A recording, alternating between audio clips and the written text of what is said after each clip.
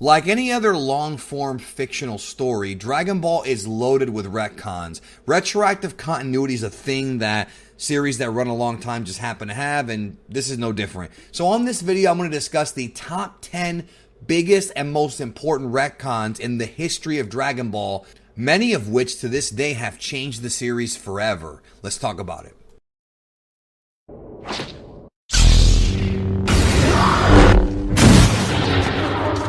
So before we actually dive into this list, I want to say that, first of all, you need to be aware of what a retcon is because a lot of folks get this confused with a plot hole. A retcon is not a plot hole, although sometimes it can certainly create a plot hole. Retroactive continuity is the author essentially taking an idea, a concept or a backstory or some form of statement and changing it later on to fit a different narrative or to create a new narrative that was not originally planned. Because Toriyama was a discovery writer, I went over this in the video I did called Understanding Toriyama, he didn't really plan things out. So Dragon Ball has tons of retcons and some of them are actually pretty damn brilliant. Some are pretty damn worthless and kind of dumb. So we're going to go into the top 10 most important ones right now. And of course, feel free to write your own list down in the comments below of retcons you think I may have missed or ones that you think maybe are in a different order than mine. So let's get right into it. Number 10 on our list is the origin of Majin Buu.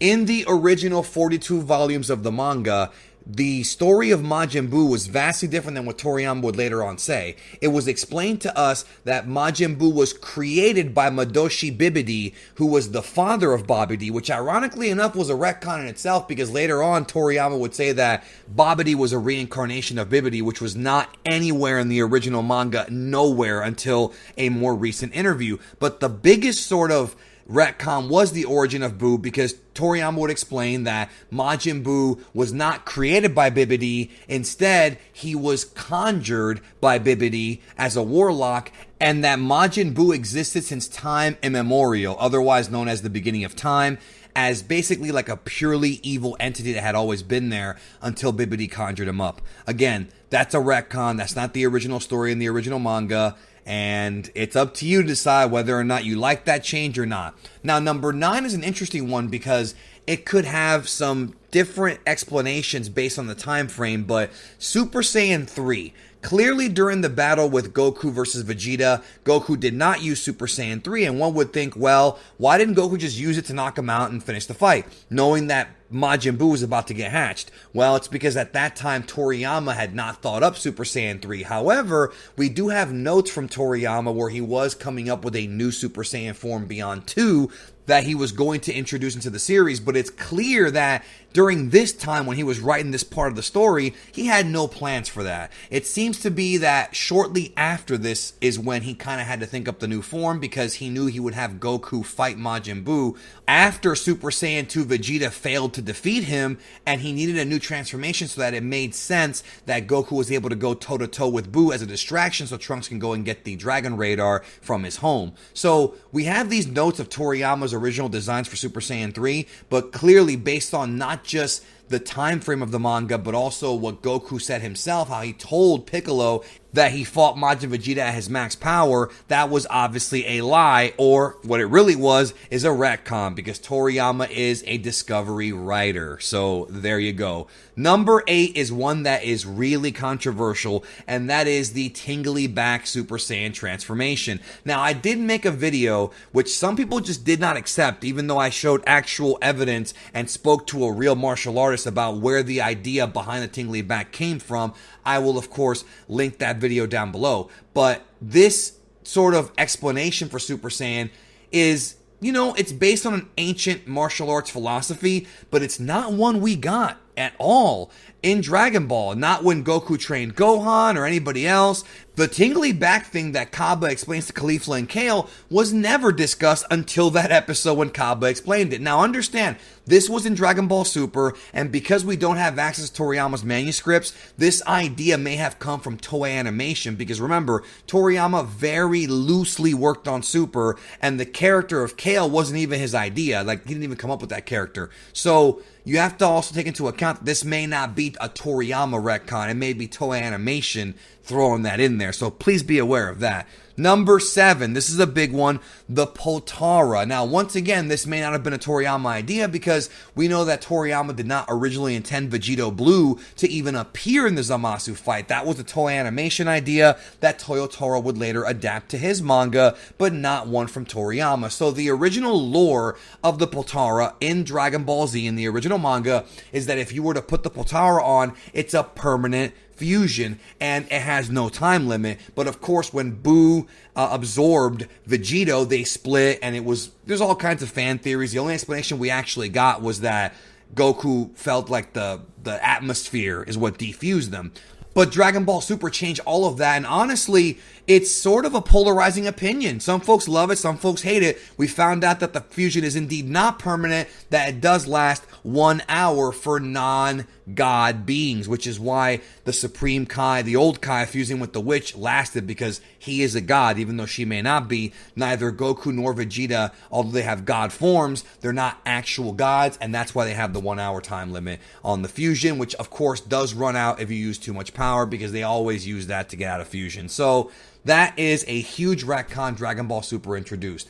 Number 6, Future Trunks' hair. Did a whole video about this. The reality is that the hair color of Future Trunks has changed numerous times throughout the years, even in the original manga. It could be gray, it could be blue, it could be purple, and in some cases it's even red. You know, that's just how the hair looks, and Dragon Ball Super really warped everyone's mind with this new hairstyle from Trunks. Of course, I did a whole video about this that, once again, I will link down below, because I have tons of videos referencing these that I've done in the past. Number 5, the origin of the Scouters. So in the original sort of 90s era of Dragon Ball, you know, the original run of Dragon Ball, we were told the Scouters were created by Sufurian technology, aka the Tuffles in the English dub, and that the Saiyans adopted them from the Tuffles after they took over the planet. They took their tech, so to speak. And that was actually established in the guidebooks and in various different sources for many, many years. However, in 2018,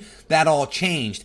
During the promotion for Dragon Ball Super Broly, the official Dragon Ball movie website listed Kikono as being the brilliant scientist who served since King Cold's time as being the creator of the Scouters, the armor, and the spaceships that he made, which totally contradicts what Toriyama said in the past, but like Herm said, that's business as usual. Now with number 4, this one's debatable, and I'm not going to get into a debate, but it is a retcon, and that is, of course, the story of the legendary Super Saiyan, which in a way is kind of a bargain sale. You know, the original story that Vegeta told about this legendary Super Saiyan was that he couldn't control his own power. He only comes along every, thousands of years and things like that. You know this story. But that was later on changed because there's like 7 different possibilities about who could be the legendary Super Saiyan. It could be Yamoshi, it could be Broly, it could be Goku, in fact, in GT, being the first one to really tap into that power since, someone else before him. There's so many different versions. In fact, even Bardock, based on an episode of Bardock, has been considered the first legendary Super Saiyan. I won't go into details in this video, but this is one that's just been changed so many times throughout the years that we may never know the truth. And if we do, it might change. So that's one of the biggest retcons in the series. But it doesn't really affect the story that much. But it's still one that needs to be on this list because it's confused tons of people. Number 3, the Super Dragon Balls. So in the original story of Dragon Ball, in the original manga, we know that the Namekians created the Dragon Balls and that Kami and Piccolo were once one being, the son of Katatsu, who came to Earth after Namek had some kind of climactic, some kind of cataclysm, and he created the Dragon Balls based on his memories of being a Namekian because that was the origin of the balls.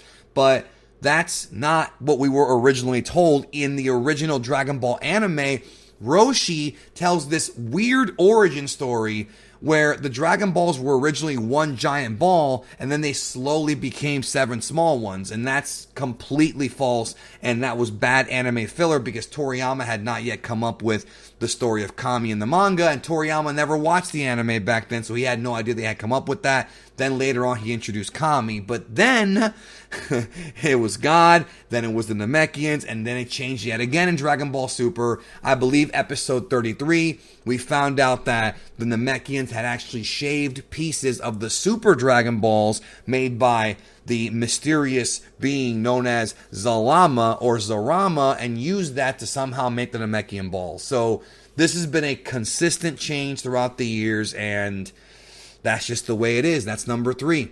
Number 2, Bardock and the Saiyans. Now, I already discussed episode of Bardock, and I've discussed how Bardock's fate has like 4 different ways of telling the story. We've got the original TV special known as Bardock, the Father of Goku, which was referenced in the original manga. I've done videos on this as well, and that was the original story. And then we have stuff like episode of Bardock and also Dragon Ball Heroes, where Bardock becomes Time Breaker Bardock and he's saved by Mira and Toa. There's that story, which of course most folks are not going to consider canon, but it's still something I want to throw in there. And then there's also the story in Dragon Ball Minus where Toriyama told, a different version of Bardock in the last day of the Saiyans. And then we had that story kind of get expounded upon in Dragon Ball Super Broly. So that's another change. Even though that's not a big change, it's still added to it. And then, of course, we have the fact that Raditz told Goku was destroyed by a meteor, which was retconned in the series to it being Frieza. Because at the time that Toriyama was writing the manga, he had not come up with Frieza yet. It was just Raditz and the Saiyans. He didn't even know about Frieza, that he would even be a character until later on as he was writing the manga. So there's a lot of retcons here when it comes to the fate of the Saiyans, and it changed constantly in the series. And to me, it's just a story that is just, it's a lot, all right? But it is my number 2 on this list because it gets talked about a lot, and it still confuses people to this day. I've done the best I could to explain it in several videos, which again, I will link down below, and at the end of this video, but it's just quite a bit of stuff to discuss, but it's changed. I have to tell you that. Number 1, what is the biggest retcon, the biggest story change that Toriyama went through that changed the Dragon Ball series forever? Goku being an alien. Goku even being a Saiyan was not planned whatsoever. When Toriyama first came up with the story of Dragon Ball, it was based on Journey to the West, and Son Goku was Sun Wukong. And because of that, Goku was only meant to be this strange monkey boy who would become a giant ape when he looked at the moon.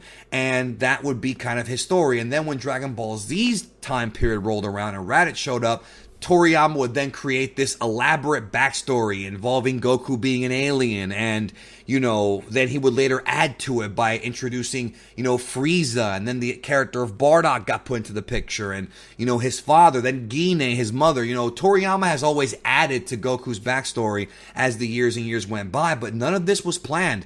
None of it. In fact, you could even make an argument that originally Grandpa Gohan probably was Goku's intended biological grandfather. And Toriyama himself admits this. This is not up for debate. In Daizenshu 4 from 1995, Toriyama writes, and I quote, "When I thought up Goku's tale and the Great Ape, I did not think Goku was an alien or anything. Piccolo either, because I thought that up when Kami came out." So Toriyama would not have even guessed that Goku was an alien until around the Piccolo arc. And there were some teases, of course, throughout the series. There have been little teases here and there, subtle ones, but the clear answer is that Toriyama never intended Goku to be an alien, and it wasn't until around the Piccolo arc that he decided, okay, let's come up with this backstory, and he did, and he would go on to change it because that's what he does, and that's what retcons are. But it's the most important retcon because Goku being an alien, a Saiyan, would introduce so many new characters and so many important assets of Dragon Ball. Super Saiyan transformations, Vegeta, of course, Trunks, all these things that made up Dragon Ball that so many fans love were all rooted in the fact that Goku was originally not from this earth. So to me, that is the most important retcon. Please let me know your list down below. And if you think I missed any important ones, there's a lot of them. I've only put the top 10. There's lots of retcons in Dragon Ball. And I thank you for watching. Hope you have a great day. And remember to check out these videos as well.